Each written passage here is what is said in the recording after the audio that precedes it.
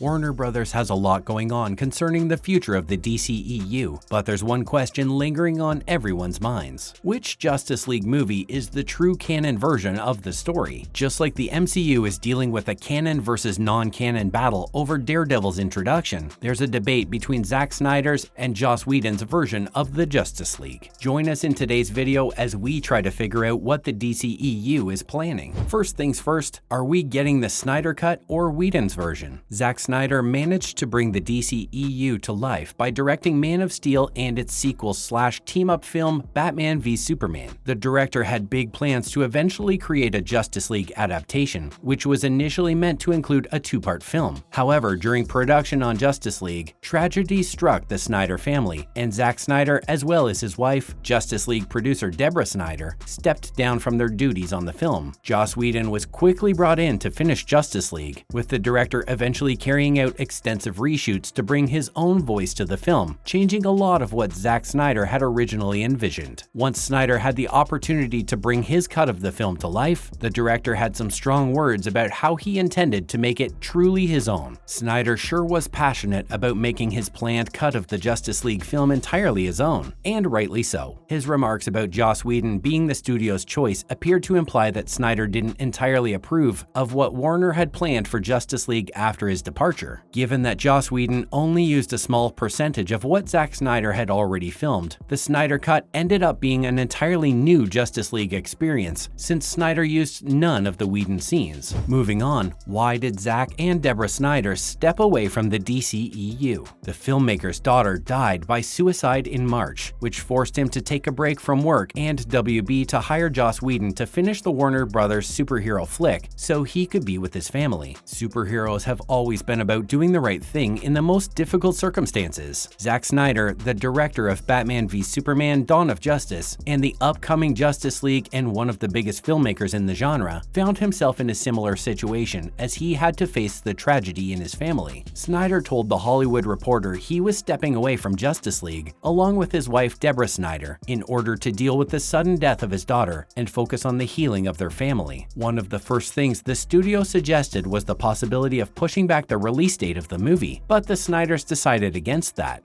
Warner Brothers also gave Snyder's first look deal an extension, so he'd have time to work on other planned projects when he returns to work. Next, what do the fans want? Following reports of Whedon's misconduct on the set of Justice League, fans have pleaded with Warner Brothers to make Zack Snyder's Justice League canon for the DCEU, despite all indications that the original film would receive that honor. Well, this is partly due to the controversy surrounding Whedon. Snyder's vision for Justice League undoubtedly resonated more with fans, since he has directed or produced every DCEU film preceding that story. DC appears to be embracing the multiverse model that's so popular in comics, but fans are still unsure which stories are meant to be pieced together and which are standalone adventures. With projects like James Gunn's take on the Suicide Squad, Robert Pattinson's The Batman, and the Snyder cut of Justice League all being released recently, fans can't help but wonder what's canon in the DCEU. This includes the Justice League films. Now, let's talk about how Warner Brothers is handling this. For most of the last few years, Joss Whedon's version has been considered the canon version, but with the vocal response from fans to the Snyder cut, Warner Brothers has clearly heard and taken that feedback into account. There may be hints pointing to Warner Brothers' decision in the latest piece of promotional material surrounding the DCEU's latest release, Dwayne Johnson's Black Adam. Fans were outraged as they watched a scene featuring Steppenwolf from Joss Whedon's theatrical cut of Justice League in a Black Adam TV commercial. Warner Brothers responded by removing the scene from the trailer and replacing it with a different shot from another DCEU film. Dwayne Johnson, the star of Black Adam,